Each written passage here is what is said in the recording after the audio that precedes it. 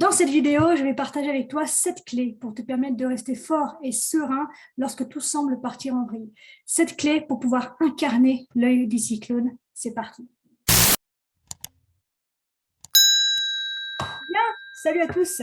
Bienvenue dans ce nouveau live, le 10e de ce mois de septembre 2021.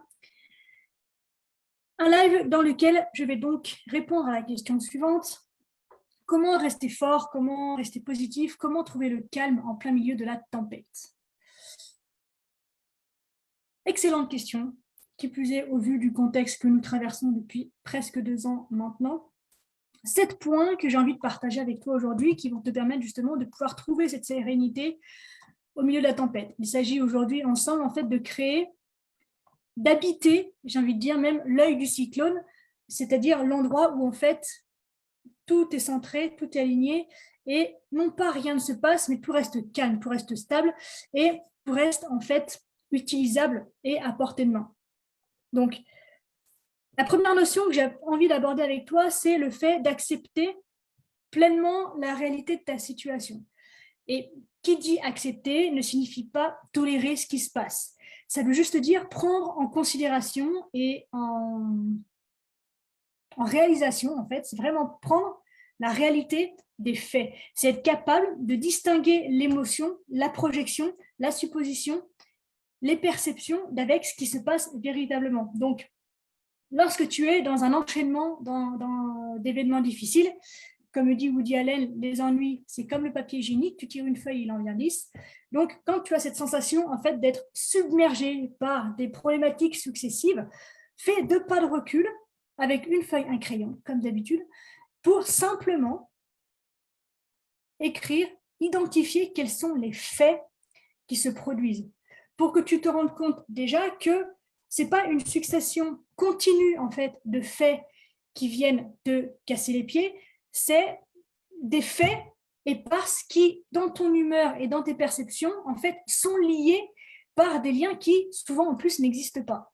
Donc, c'est simplement prendre la mesure du fait que les événements qui te font souffrir aujourd'hui sont ponctuels dans tes journées. Et rien que ça, déjà, ça dégage de l'espace en termes de temps, ça dégage de l'espace en termes d'espace, et ça dégage de l'espace en termes psychiques, mental et émotionnel, puisqu'on se rend compte du coup qu'il y a effectivement des faits qui sont présents et qui ont un impact actuellement sur notre morale, mais ils sont ponctuels. Ce n'est pas H24 en fait de problématiques. Et ça fait du bien de pouvoir s'en rendre compte déjà.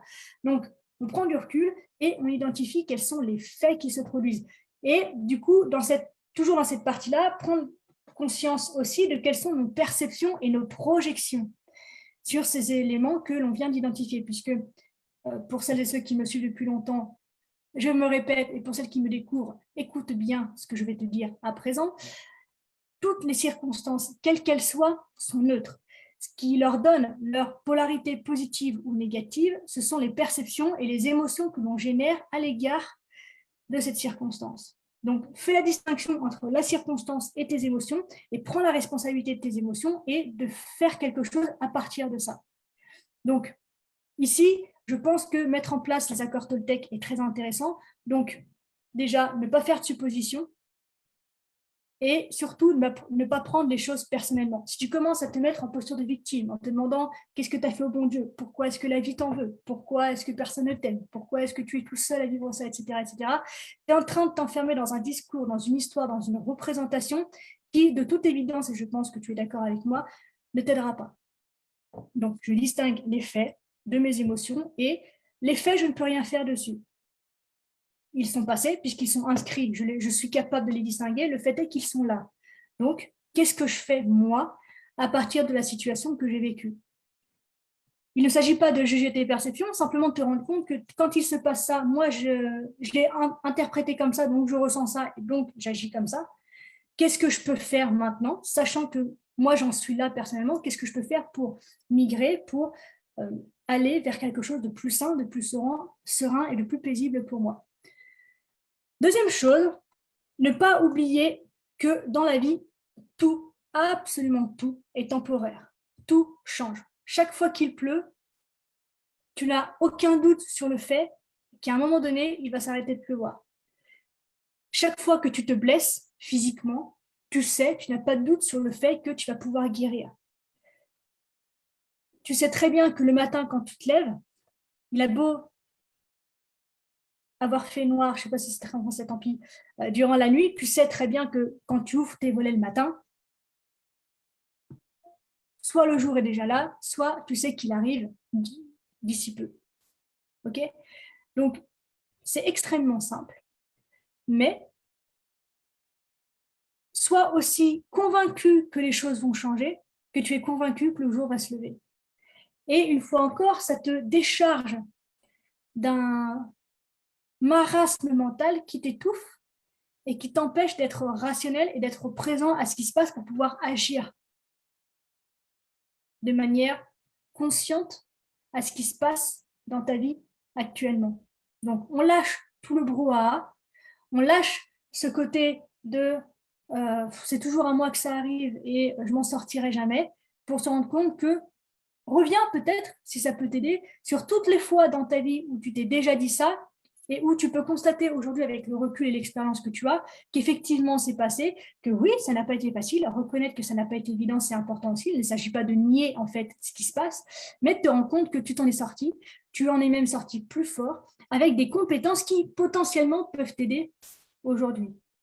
Donc, tu peux aussi te dire, et c'est la troisième chose du coup que je te donne, la troisième clé que je te donne aujourd'hui, tu peux aussi te dire qu'il y a des choses à apprécier, ou en tout cas, tu peux te projeter dans le futur en te disant que lorsque tu auras surmonté ces épreuves qui t'étouffent actuellement, eh bien, tu sortiras plus fort, tu sortiras grandi, tu sortiras avec de nouvelles compétences qui vont pouvoir te servir dans le futur, te servir toi et servir les personnes que tu aimes et auprès de qui il est important de pouvoir être présent de manière qualitative pour toi. Donc, cherche dans ce qui se produit actuellement quelles sont les petites choses à apprécier. Et là, une fois de plus, j'insiste sur le fait qu'il ne s'agit pas d'être dans le déni. Parce que dès lors qu'on est dans le déni, ça veut dire qu'on évince une partie de la réalité. Et donc, toutes nos actions, toutes nos pensées, toutes nos perceptions, toutes nos émotions vont être centrées sur uniquement une partie de la réalité.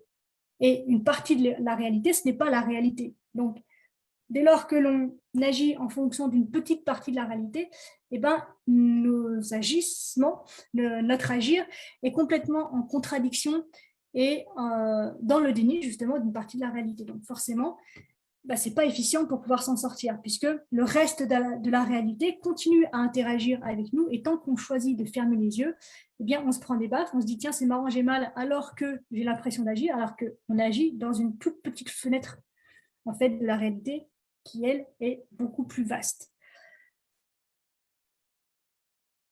Quatrième clé que j'ai envie de te donner, ce serait d'être capable, puisqu'on parle de retrouver le calme, on parle de retrouver la paix, on parle de retrouver une certaine force. Et dans la force, j'entends pas forcément de la brutalité.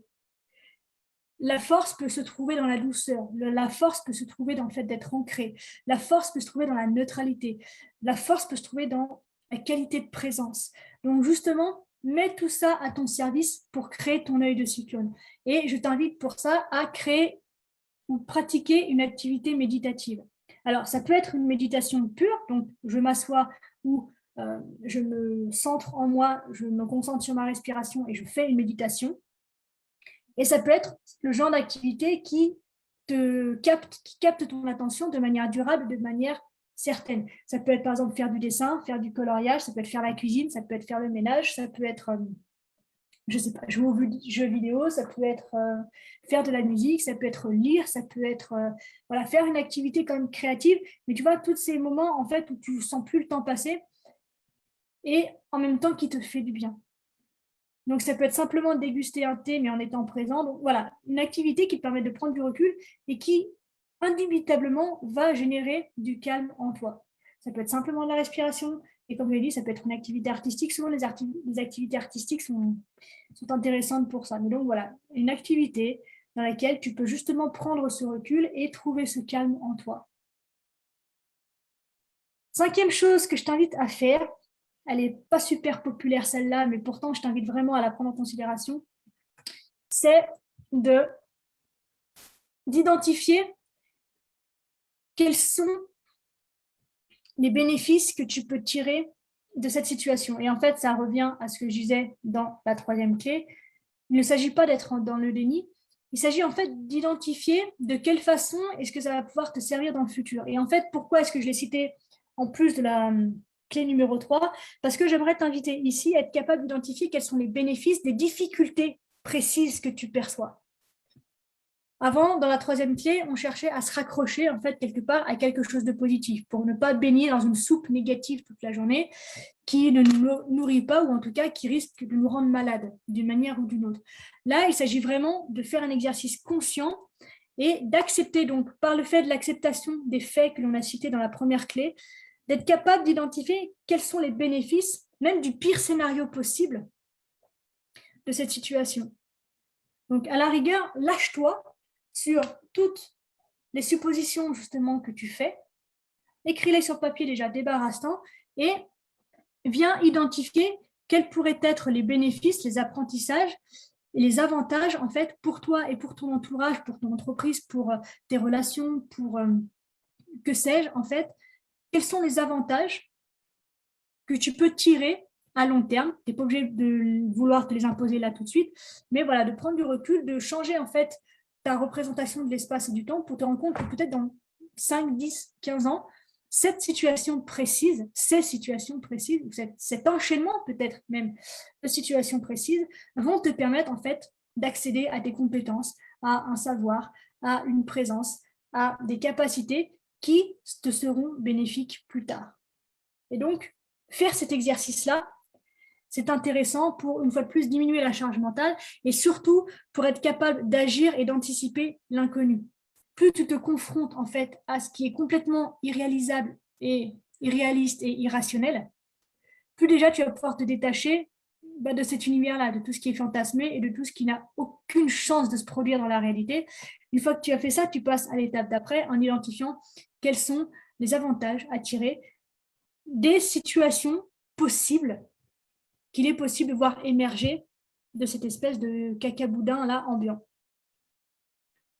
Et c'est vraiment super intéressant parce qu'en termes d'état d'esprit, lorsque tu es dans les périodes de ta vie où tu vas bien, eh bien, tu as cette capacité en fait justement à tirer le maximum de chaque situation et de le tourner en ressources et le mettre au service de tes aspirations.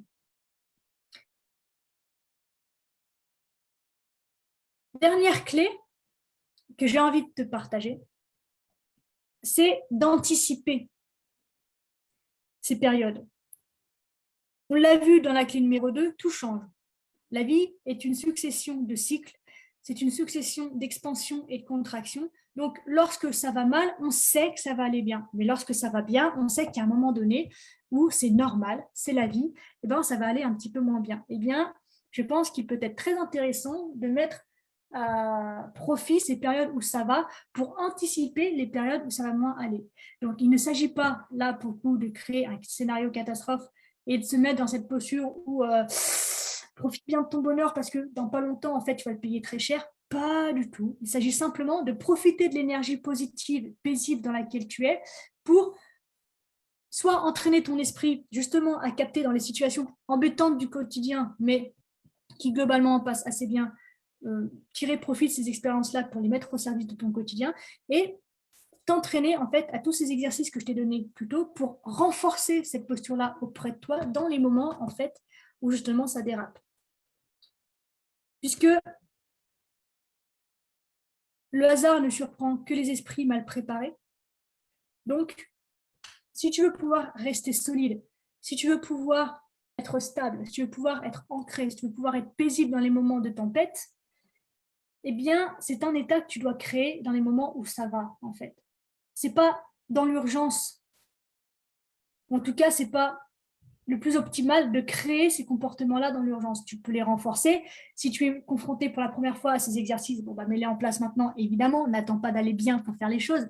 Mais si tu peux les renforcer dans les moments où ça va, pour les enrichir de souvenirs positifs, de fou rire, de bons moments, de compétences que tu as développées, etc., eh bien, forcément, ton esprit va être entraîné et aura plus de capacité et de discernement dans les moments où ça n'ira pas pour pouvoir justement venir te poser, te calmer, t'apaiser dans les moments où ça ne va pas. Donc voilà, pour les clés que j'avais envie de partager avec toi aujourd'hui, c'est très simple, une fois de plus, mais tu le sais, j'aime la simplicité. Mais je t'invite vraiment à prendre tout ça en considération, puisque eh ben, c'est un petit plan d'action qui est très intéressant. Je t'invite peut-être, si tu es souvent sujet aux crises d'angoisse ou à cette perception que tu es régulièrement dans des phases où ça ne va pas, eh bien peut-être d'avoir sur un bout de papier ou sur ton smartphone ces 7 étapes, 6, je ne sais pas pourquoi j'en veux absolument 7. Et ben voilà, ce sera ça la 7e. Préparer un plan de secours, du coup, d'avoir sur papier non seulement les 6 points que je viens de te dicter, mais en plus tous les éléments qui viennent alimenter ces 6 points. Donc d'avoir des pré-réponses. Maintenant que tu as les questions sous les yeux, prends le temps d'y répondre. Prends le temps peut-être de les poser sur des situations que tu as vécues dans le passé et de te rendre compte justement des faits qui avaient lieu, des histoires que tu te racontais et des moments où tu te plantais complètement et des moments où tu avais raison, de la façon justement dont les choses s'organisaient pour toi, ce que tu en as tiré, ce qu'il faut que tu recommences, ce qu'il faut que surtout que tu ne recommences pas. Écris clairement, noir sur blanc, que tout est temporaire, que tout change. Donc, mets-le, en fait, pour que dans les moments où ça ne va pas, que tu puisses lire véritablement, tangiblement cette phrase, tout change. Voilà, de l'avoir avec toi. Et de t'accrocher à quelque chose de positif. Donc là, ça vient enrichir la clé numéro 1, à savoir qu'une fois que tu as fait la distinction entre les faits et les émotions, et que tu as de l'espace sur le reste de la journée, en fait, tu peux aller chercher ce qui va. Ça peut être très simple, ça peut être un thé chaud sous la couette, un bouquin au coin de la cheminée, ça peut être des gratouilles avec ton chat, ça peut être un câlin avec ta conjointe, ça peut être le sourire de tes enfants, ça peut être simplement un moment de calme, justement, où tu te sens tellement envahi que tu ne les distingues plus. Donc, vraiment chercher à t'accrocher à des éléments qui sont positifs sans aller dans le déni. Il ne s'agit surtout pas d'évincer en fait une partie de la réalité. 4e, donc, pratiquer une activité méditative donc qui te prend ton temps, qui te prend ta concentration pour que tu te focalises sur autre chose que sur ce qui ne va pas. Et si en plus cette activité méditative peut être un peu thérapeutique, eh bien c'est parfait. 5e clé, donc, quels sont les bénéfices des points négatifs que tu as pu relever dans cette situation? Et enfin, dernière clé, anticiper et s'entraîner. Le hasard ne soutient que les esprits bien préparés. Voilà, j'espère que cette vidéo t'a plu, j'espère qu'elle t'inspire, j'espère qu'elle te donne des clés qui sont intéressantes, que tu as envie de mettre en place. Si c'est le cas, eh bien, n'hésite pas à contribuer à développer et à diffuser ces messages-là en commentant, en partageant, en likant, en parlant de ces sujets-là autour de toi, en parlant peut-être de la chaîne Marie Perron autour de toi. Et on se retrouve demain à 18h, même jour, même heure, même pomme, pour un sujet qui sera très intéressant aussi. J'ai hâte de le partager avec toi. D'ici là, bien sûr, prends soin de toi, sois reconnaissant envers la vie et surtout n'oublie jamais que tu es la personne la plus importante de ta vie et que, de ce fait, tu mérites ce qu'il y a de meilleur. Je t'aime. À la revoyure.